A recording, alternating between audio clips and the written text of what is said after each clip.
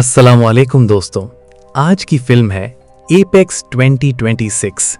Netflix की एक ऐसी सर्वाइवल थ्रिलर जिसमें एक औरत जंगल में अकेली है और एक साइकोपैथिक किलर उसे शिकार समझ के ढूंढ रहा है। चलिए शुरू करते हैं। फिल्म शुरू होती है नॉर्वे की मशहूर ट्रॉल वॉल पे, दुनिया की सबसे बड़ी वर्टिकल रॉक फेस, जहां दो माउंटेनियर्स चढ़ रहे हैं। साशा शार्लीज थेरन एक एक्सट्रीम एड्रेनलिन जंकी है, डेयरिंग, फियरलेस, रुकती नहीं, हारने का लफ्ज उसकी डिक्शनरी में नहीं। उसके साथ है उसका बॉयफ्रेंड टॉमी, एरिक बैना, जो इक्वली एक्सपीरियंस्ड माउंटेनियर है मगर थोड़ा ज्यादा समझदार, थोड़ा ज्यादा केयरफुल। जब वो दोनों क्लिफ के ऊपर पोर्टल एज में यानी एक हैंगिंग टेंट में सोते हैं, टॉमी सीरियस हो जाता है। वो कहता है, साशा, मुझे लगता है हमारी किस्मत का कंपस अब वॉर्न कर रहा है। वक्त आ गया है बंद करने का, जिंदगी सेटल करने का। ये थ्रिल सीकिंग, ये खतरे, शुक्रिया, मगर अब नहीं। साशा को ये सुनना पसंद नहीं, मगर तूफान ज्यादा बढ़ जाता है। वो दोनों नीचे उतरने का फैसला करते हैं, रैपेल करते हैं, रोप पे लटके नीचे आ रहे हैं और अचानक एवलांश, बर्फ का तूफान। टॉमी का पैर फिसलता है। वो दोनों रस्सों से जुड़े हुए हैं। टॉमी का भारी बॉडी वेट नीचे खींचती है। साशा का हाथ रोप से छूट रहा है। एक लम्हा, सिर्फ एक लम्हा, साशा ने टॉमी की रोप छोड़ दी। टॉमी सीधा नीचे, मौत। साशा बच गई, मगर वो जिंदा होते हुए भी अंदर से कुछ मर गया था। टॉमी की याद, टॉमी की आवाज, टॉमी का वो कंपस, ये सब उसके साथ था, हमेशा। 5 महीने बाद साशा अब ऑस्ट्रेलिया में है, अकेली, एक कार में एक अनजान रोड पे, सीधा वंडारा नेशनल पार्क की तरफ। वो ग्रीफ में डूबी है। टॉमी का ख्याल पीछा नहीं छोड़ता, इसलिए वो यहां आई है, क्योंकि जंगल में कोई सवाल नहीं होते, सिर्फ आप और खामोशी। पार्क की एंट्री पे एक रेंजर मिलता है। वो साशा को वार्न करता है, मैडम, इस एरिया में कुछ लोग मिसिंग हैं, ठीक से जाना, अकेले मत रहो ज्यादा। साशा ने शुक्रिया कहा और अंदर चली गई। मिसिंग पोस्टर्स देखे मगर ध्यान नहीं दिया। वो कायाकिंग के साथ जंगल एक्सप्लोर करती है, अपनी ही धुन में। एक दिन साशा एक लोकल जनरल स्टोर पर रुकी सप्लाईज लेने के लिए। वहां कुछ लोकल मर्द थे, रूड, इंटिमिडेटिंग, लियरिंग। उनका एटीट्यूड बिल्कुल ठीक नहीं था। साशा ने उन्हें इग्नोर किया और कुछ बीफ जर्की खरीदा। दुकान ने ऑफर की थी, उसने ले ली और चली गई। मगर अंदर ही अंदर वो अनकंफर्टेबल थी। ये लोग अजीब थे। रात को जब वो जंगल में कैंप कर रही थी, वही क्रीपी लोकल्स फिर वापस आए। साशा के कैंप के पास खड़े रहे, इंटिमिडेट करने की कोशिश की, मगर साशा ने उन्हें सीधा आंखों में देखा। एक वर्ड नहीं बोली, मगर उसकी बॉडी लैंग्वेज एक ही मैसेज दे रही थी, गलती मत करना। वो लोग चले गए, मगर दोस्तों, कोई और था जो ये सब सीक्रेटली देख रहा था, और वो बहुत इंप्रेस हुआ था। अगले दिन साशा कयाकिंग करती है रैपिड्स में, रात को कैंप करती है और सुबह उसका बैग गायब। हैरान, परेशान वो जंगल में ढूंढती है और एक कैंप पे पहुंचती है। वहां एक इंसान है, बेन, टैरन एगर्टन। खूबसूरत चेहरा, चार्मिंग अंदाज, friendly smile, Australian accent. Good morning, बैठ जाओ, नाश्ता करो, जंगल में अकेले हो, कोई बात नहीं, मैं हूं ना। साशा थोड़ी गार्डेड थी, मगर बेन हेल्पफुल लगता था। उन्होंने बातें की। बेन ने मेंशन किया कि वो नॉर्वे के ट्रोल वॉल के बारे में जानता है, उसने साशा को वहां देखा था अपेरेंटली।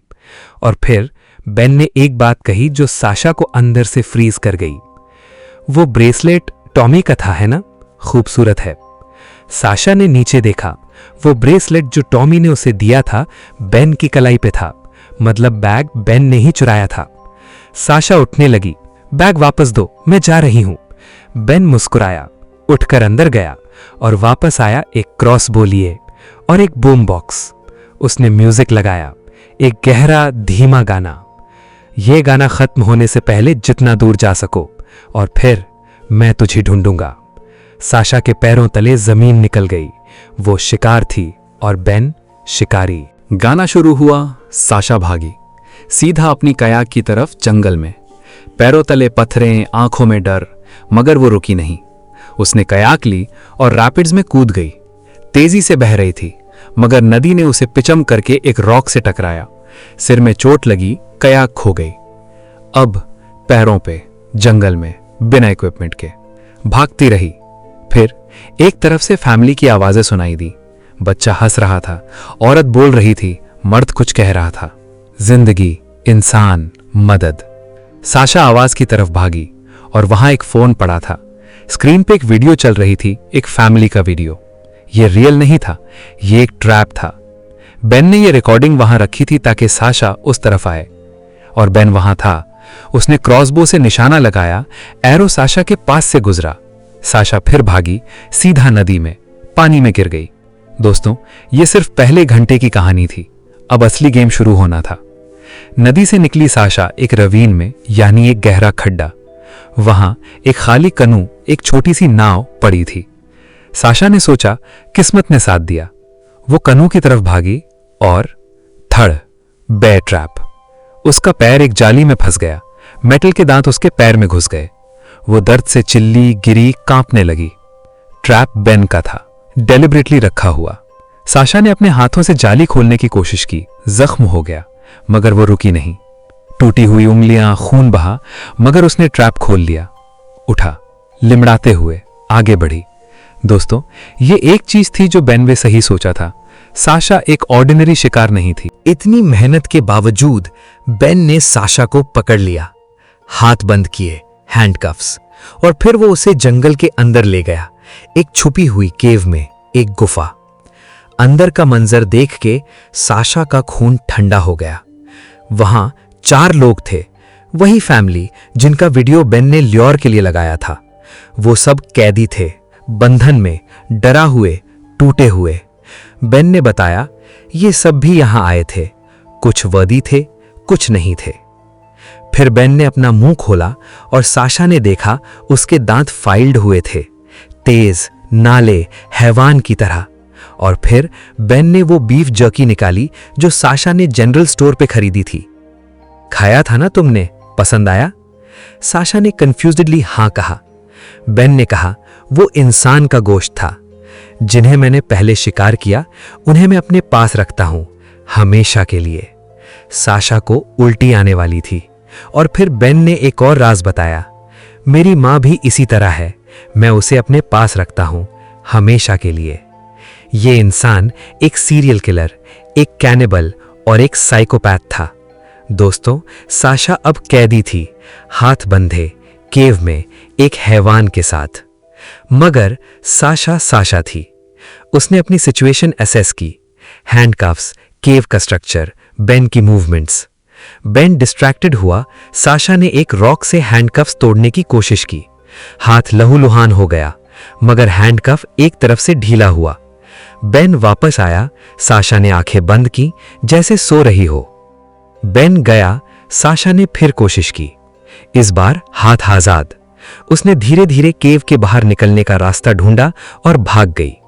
रात के अंधेरों में केव में कैदी फैमिली को वो बाद में बचाने की सोच रही थी, पहले खुद को बचाना था। दोस्तों, अब साशा बिल्कुल अकेली थी, जंगल में, रात के अंधेरों में, बिना शूज के। बेन ने उन्हें ले लिए थे, बिना इक्विपमेंट के, जख्मी पैर, जख्मी हाथ, सिर्फ टॉमी का कंपास जो उसके पास था। वो जंगल में भागी, पांव में कंकड़, कांटे, ठीठ, मगर वो रुकी नहीं। बेन पीछे था। वो एक ट्रेन्ड हंटर था, जंगल उसका घर था, रात में भी ढूंढ सकता था। साशा ने सोचा, मुझे उससे एक बार हारना है, सिर्फ एक बार। वो एक ऊंचे जगह पे चढ़ने लगी, बिना रोप, बिना शूज, सिर्फ हाथ और पांव, बिल्कुल वैसे जैसे नॉर्वे के ट्रॉल वॉल पे चढ़ी थी। ये उसकी ट्रेनिंग थी, ये उसकी जिंदगी थी। दोस्तों, फिल्म का सबसे इंटेंस सीन अब आता है। बेन ने साशा को पकड़ लिया, एक बार फिर। इस बार दोनों फेस टू फेस थे। वो फेमिलियर तनातनी, शिकार और शिकारी खत्म होने वाली थी। बेन के हाथ में क्रॉसबो था, साशा के हाथ में टॉमी का कंपास। बेन मुस्कुराया, तुम एक्चुअली अच्छी रही, काफी देर तक टिका लिया मुझे। तुम्हारी मां ने भी ऐसा ही किया होगा। साशा एक लम्हा रुकी, फिर एक ही झटके में बेन के हाथ पे जंप की, क्रॉसबो छीना और उस हाथ में घोंस दिया। बेन चिल्ला के गिरा। साशा ने क्रॉसबो फिर भी यूज नहीं किया। वो उससे मारना नहीं चाहती थी, सिर्फ भागना चाहती थी। मगर बेन दर्द में भी उठने लगा। तब साशा ने एक फैसला किया, वही फैसला जो नॉर्वे में किया था। छोड़ दो। इस बार रोप नहीं, बेन था। साशा ने बेन को क्लिफ की तरफ धकेला और बेन नीचे गिरा। मौत। बेन गिर गया। साशा वहां अकेली खड़ी थी, जख्मी, थकी, टूटी, मगर जिंदा। उसने ऊपर देखा, जंगल का एक पीक, समिट, और बिना शूज के, बिना हार्नेस के, बिना किसी चीज के वो चढ़ने लगी। हाथ से हाथ, पांव से पांव, एक एक कदम। कुछ सीन्स में डायरेक्टर ने नॉर्वे की ट्रॉल वॉल की क्लिप्स के साथ इस सीन को मिक्स किया, जैसे साशा का यह पूरा सफर टॉमी की मौत से लेकर यहां तक एक कंप्लीट सर्किल था। वो समिट पे पहुंची। खड़ा होना, सांस लेना, आंखें बंद करना, फिर रेंजर स्टेशन की तरफ भागना। साशा रेंजर स्टेशन पहुंची। वहां रेंजर्स थे, पुलिस थी। उसने कहा, मैं जानती हूं मिसिंग लोग कहां हैं। रेंजर्स उसके साथ केव पे गए। अंदर वो 4 कैदी वहां थे जिंदा। साशा ने वक्त पे रिपोर्ट किया और वो बच गए। और केव की गहराई में 20 लाशें मिली, 20 लोग जो बेन के हाथों मुझे मारे गए थे, एक एक थर के, सालों में। बेन एक हंटर नहीं था, वो एक सीरियल प्रेडेटर था। जंगल उसका शिकारगाह था। और वंडारा नेशनल पार्क के मिसिंग पोस्टर्स, वो सब बेन के विक्टिम्स थे। साशा ने उन्हें जस्टिस दिलाया। फिल्म का आखिरी सीन एक बीच पे। साशा अकेली बैठी है। समुंदर की लहरें, खुला आसमान, हाथ में टॉमी का लकी कॉम्पस। वो कॉम्पस जो टॉमी ने नॉर्वे पे वार्निंग के तौर पे पकड़ा था। वो कॉम्पस जो साशा ने पूरी फिल्म में अपने पास रखा। वो कॉम्पस जो टॉमी की याद का आखिरी निशाना था। साशा ने उसे गहती आंखों से देखा, एक लम्हा, एक पल, फिर समुंदर में फेंक दिया। वो कॉम्पस लहरों में डूब गया और साशा पहली बार मुस्कुराई, हल्का सा, थका हुआ मगर आजाद। टॉमी को छोड़ दिया, गिल्ट को छोड़ दिया, नॉर्वे को छोड़ दिया। वो आगे चल सकती थी, मगर एक आखिरी चीज। कुछ परिंदे आसमान में उछल गए और साशा एकदम चौंक गई। शोल्डर्स टाइट, नजर तेज, सांस रुकी, फिर नॉर्मल हुआ। ये एक मैसेज था, बेन तो गया मगर उस एक्सपीरियंस का ट्रॉमा वो हमेशा रहेगा। और स्क्रीन ब्लैक। बेन सोचता था वो एपेक्स प्रेडेटर है, वो हंट करता है, वो मारता है, वो सबसे ऊपर है। मगर फिल्म ने एक उल्टा जवाब दिया। असली एपेक्स वो नहीं होती जो सबको मारे, असली एपेक्स वो होती है जो सर्वाइव करे। साशा ने किसी को हंट नहीं किया। साशा ने सिर्फ जीना चुना, बार बार, नॉर्वे में भी, ऑस्ट्रेलिया में भी। और यही असली ताकत है। तो दोस्तों, ये थी एपेक्स 2026 की पूरी कहानी।